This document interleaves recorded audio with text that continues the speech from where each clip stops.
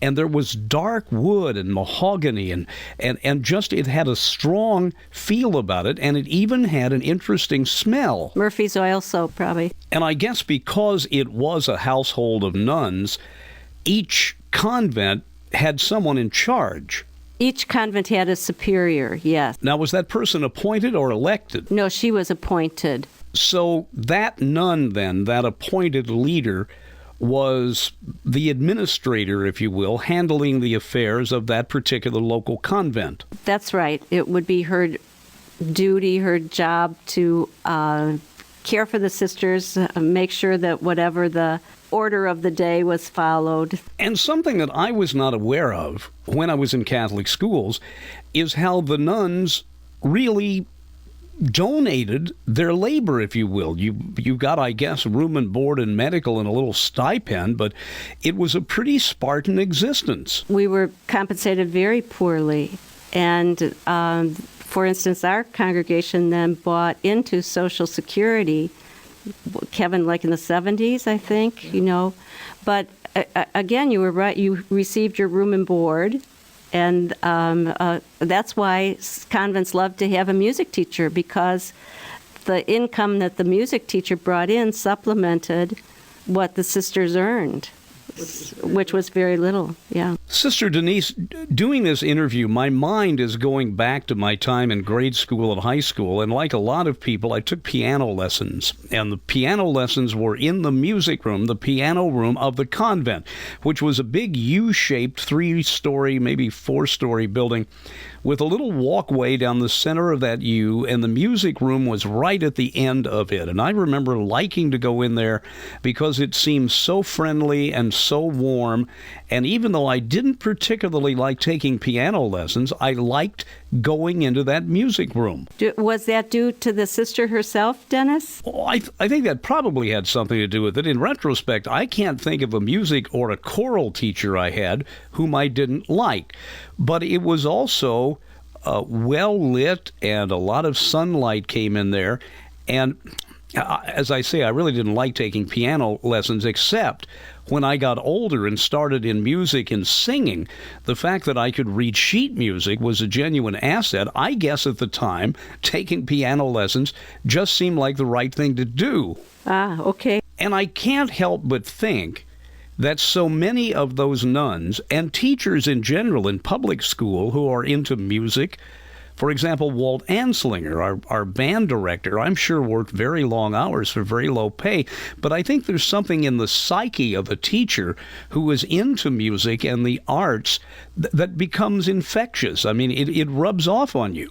Well, and I think that would make sense, too, because again, I think the sisters were so dedicated to, or so interested in their students and bringing out the best of each student.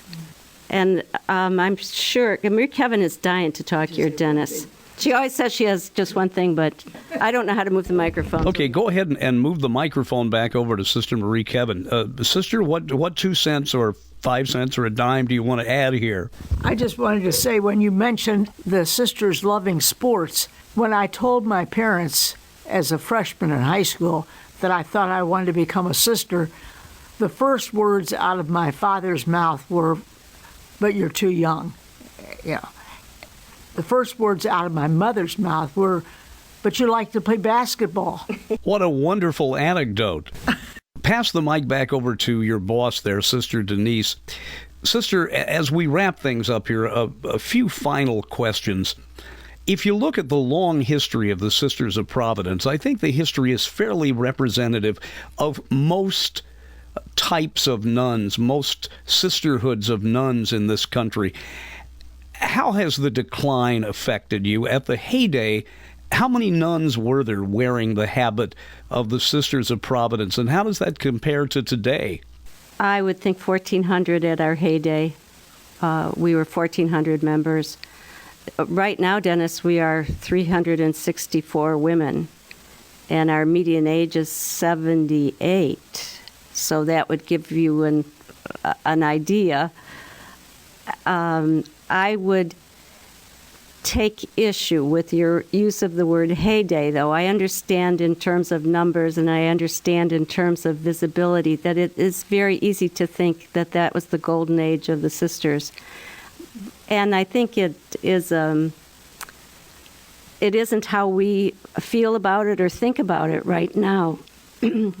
I think we believe that religious life for women has been around in the church since the earliest centuries, and that God has called women to do for the church and in the church what the needs of the church and the needs of the day are. And I think we feel that we're in a kind of a period of reorganization, you might say, or refounding, really, yes. And Sister, even though the numbers are much smaller than they used to be, we have to realize that the church, the Catholic Church, is shrinking. So are many Protestant denominations. We are seeing a consolidation of parishes. There are far fewer priests than they used to. I would think that the educated and spiritual women of the religious orders of nuns are playing a bigger part now in parishes, because in many ways, with the shortage of priests in some areas, they have to take up the slack. I think so, very much so. And I think,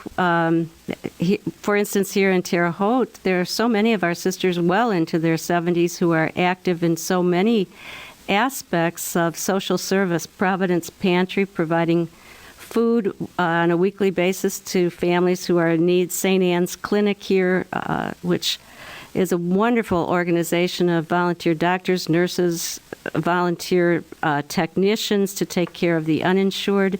So I think we very much feel that we're still about the works of the gospel, that we have a lot of vitality and a lot of hope. Sister Denise, can you look into a crystal ball there at St. Mary of the Woods, Indiana, and look at the future to see what the future of nuns in general is going to be and the future of the Sisters of Providence? You have young women who are coming in to devote their lives to being a nun and helping others, but those numbers pale by comparison to decades ago. What runs through your mind when you look toward the future? We don't know what God intends for the future of religious life, but I think we want to be ready for it. We also, Sisters of Providence, have 10 women in the initial stages of preparation, temporary vows, and 2 novices. Well, and I guess we can talk about the glory days till we're blue in the face, and I can reminisce all I want about my grade school and high school years and the teachers, but as far as the future of nuns goes, the door is still open to new people coming in. The door is still open. The door is still open, right. Sister, I'm sure there have been some people listening who just can't figure out what we're talking about here because they didn't go through Catholic schools. I was told that priests, for example, who are assigned to a diocese, get their training in the local area, and their boss, if you will, is the local bishop, where nuns, more or less, have an order that is franchised, if you will, by the Vatican. So they have a more direct line back to Rome. How did Mother Theodore, for example, contact the Vatican, or I'm really gray on the process. How do you start a group of nuns? How do you start an order? Well, she came from a Catholic order in France. They were already established, and the Bishop of Indiana came to Rouillé, where the Sisters of Providence were founded, and asked for Sisters of Providence to come to Indiana. So you're correct. At that time, it was the bishop who invited. But I don't think most, in fact, I'm trying to think what you might be thinking of. Well, I guess I'm just trying to put in perspective how orders of nuns get started. I mean, does some very religious woman call up the Vatican and say, I want to have a franchise, if you will, as somebody who wants to start a McDonald's? I'm sure there's a big difference there, though. A community of women, an apostolic community of women like ourselves, has a president or a general superior. And in these days, our decisions are made much more collaboratively and much more together, not a handed down from on high model. But we are, for instance, called a papal community, which means that the local bishop doesn't have authority over us. And that was kind of Mother Theodore's problem, was that the local bishop was interfering in the life of the community and trying to say who could be accepted and who couldn't, and where they would live and where they wouldn't. And from that history, papal institutes started, so that I wouldn't say we answered directly to Rome. I hope this isn't an odd question, but is it an oversimplification to draw a parallel between monks and nuns? Yes, very much so. Okay, I won't do it again. Okay, yeah. Sister, as head of your order here, I'm going to let you wrap up by putting in a good word. You can be a saleswoman if you wish, not necessarily for the Sisters of Providence, but any order of nun.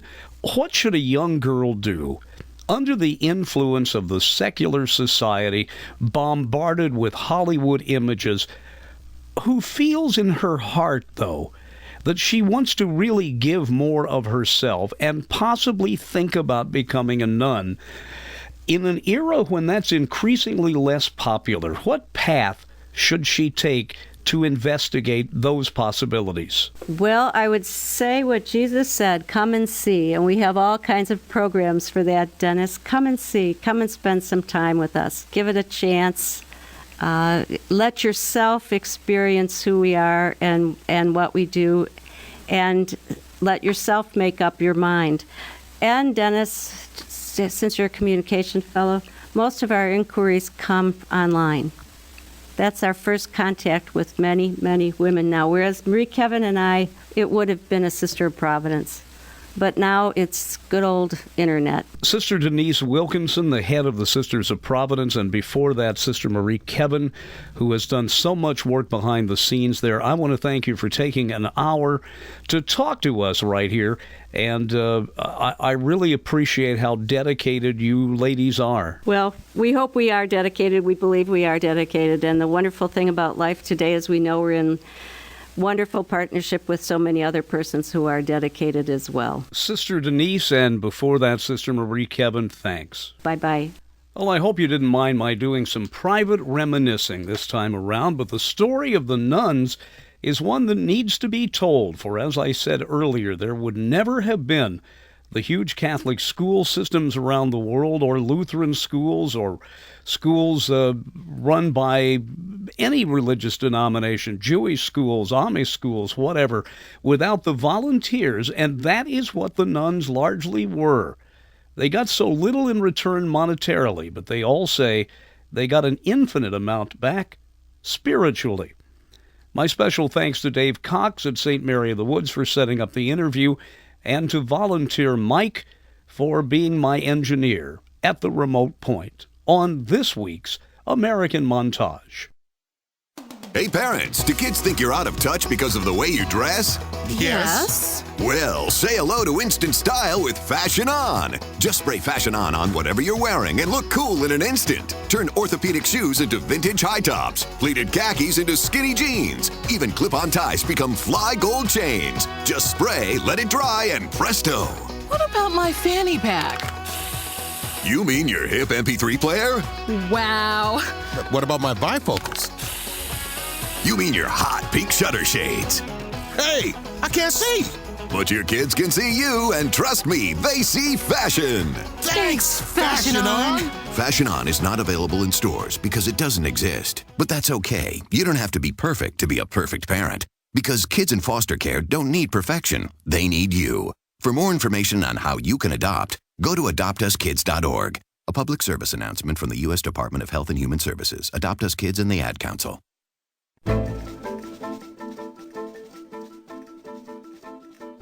That's it for this week. I hope you enjoyed the interview, and I hope you'll join me next time around on American Montage.